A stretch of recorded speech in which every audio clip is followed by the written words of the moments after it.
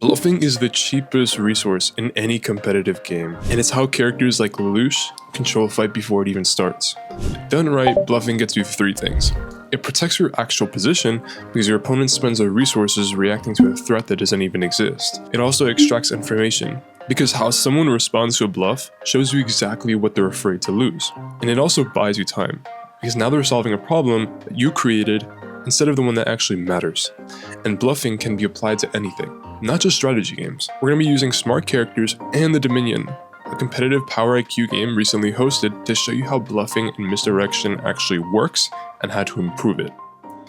So bluffing is when you create a false picture of your position in someone's mind. So in poker, for example, when you're making your opponent think that you have a better hand than you actually do. The better hand is considered the false position. It doesn't necessarily have to be a position within itself. So the first step to improving bluffing is utilizing lateral thinking. So feints are extremely useful for bluffing and misdirection. While your opponent is focused on something else completely, you yourself are free to act. When you construct a decoy argument, for example, the faculties that activate in your mind are thinking and analysis, as you try to form a frame that your opponent will feel they have to answer to. Thus, the feint itself would be thinking and analysis, as by having a higher ability to think and map the terrain, you will naturally be able to construct a decoy to a higher extent. This is where you have to weaponize lateral thinking. Don't simply move to your objective, but instead construct an actual move towards something else, and make that argument or that move that you're making believable enough so your opponent commits actual attention and resources to that location or that action, and instead you reach your actual target while their attention is somewhere else. So in the Dominion, we had a player that goes by Null do this perfectly. He made others believe that in the final round he'd be in the middle territory, which is ISO, which is worth the most amount of points. But he was never there, and players weakened their memos by utilizing resources to target him there. He did this by writing his entire strategy to make it seem that he was going to be in that area, from developing armies to his discussions with other teams. A good way to improve lateral thinking is by improving your awareness and doing insight problems. So for awareness, the best thing you can do is what people call thinking outside the box.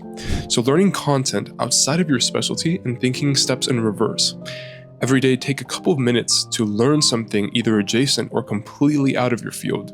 This will improve your understanding of surrounding content and help you think more creatively.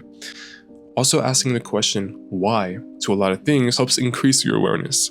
Even asking why to your own actions.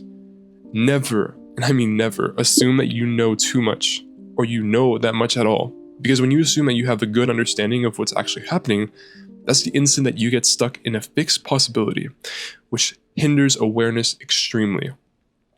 By developing your lateral thinking like this, along with your mapping ability, which is the analysis subfaculty that lets you read which territory consumes most of your opponent's resources, you gain the ability to place a feint on your opponent that they cannot just ignore, because they have to actually consider the possibility of you actually doing it. Weak mapping gives you a decoy that people don't even care about, but strong mapping instead gives you one that they have to commit their attention to, and that's what you want. The feint only works if it's written to be believed. If it's too obvious, people will know to trap, and the effort that you put into the decoy is what makes the actual action stronger. Now, a lot of people will take this out of context. They'll say that, okay, this is really specific, and how does this even apply? Now, the thing is, these are just symbols. The words position and mapping and decoy, these can be applied to literally anything in your life. It doesn't have to just be to the games, like I mentioned before. So, knowing that, I want you to take that knowledge and apply it to everything else that we're going to talk about today. Try to figure out where in your life that you can apply this to. Where in your life can you make someone else actually send resources to, which would improve your ability to do something. Now, the second step is understanding your inventory. So now that you know how to feint, you have to get the tools in order to effectively protect what you're trying to conceal while you do it. This is where abductive reasoning comes into the picture, which we talked about before.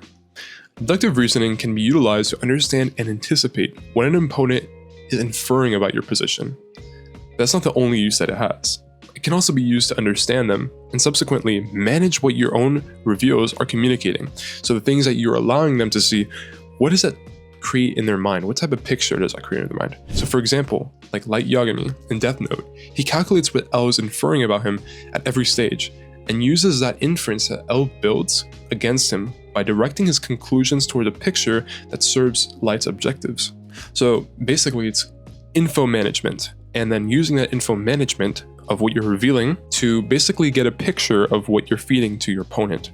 So not only are you misdirecting people, you are also understanding what they're going to be moving towards. So in the Dominion, teams can purchase weapons. So things like rifles, mortars, and tanks, using the credits that they earn inside Power IQ. Those weapons strengthen the memo, or the military argument in their memo. But what most players don't realize is that no group actually knows what other players have. Your inventory is completely private.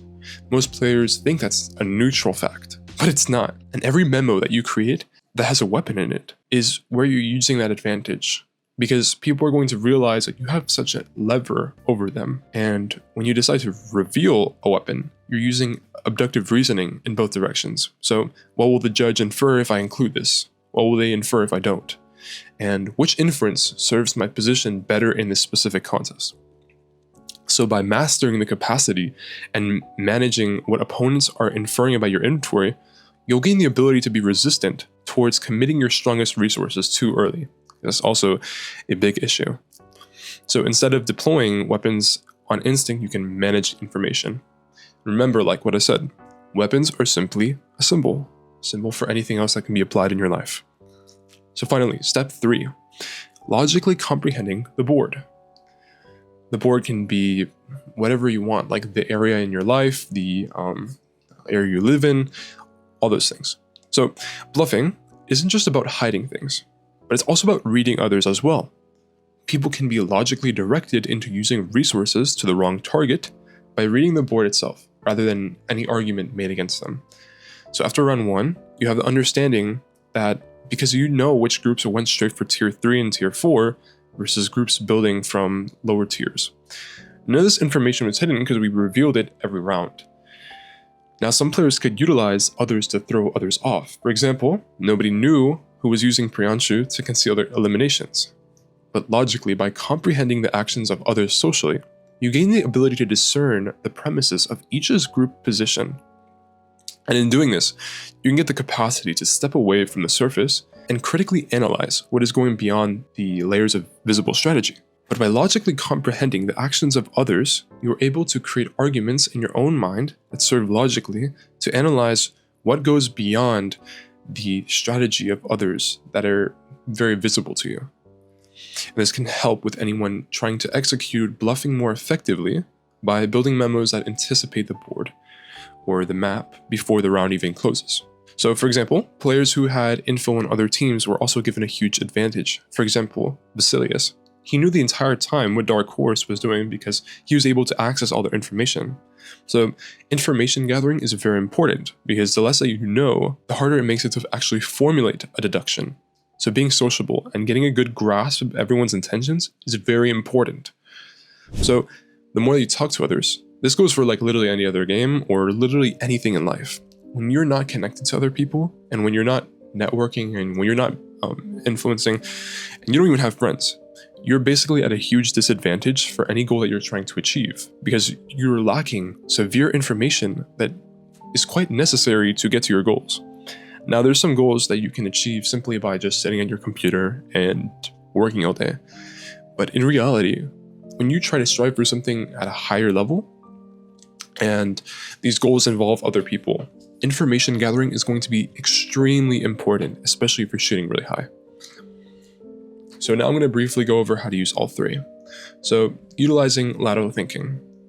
Basically, you want to use your creative thinking, your awareness, and your lateral thinking, which all culminate together as an actual weapon, an ability to throw others off, and then use that misdirection to basically give yourself a defense. Then understanding what you have, or understanding your inventory. Don't use things on instinct. Get a good gauge of what to use and when to use it. So this could even be like things like money. And then finally, understanding the area around you. This is pretty self-explanatory. Like we just mentioned, it's very important to get a good understanding and grasp of everything around you. So that's really everything for today. If you have any questions, feel free to ask in the comments. We'll be going over everything.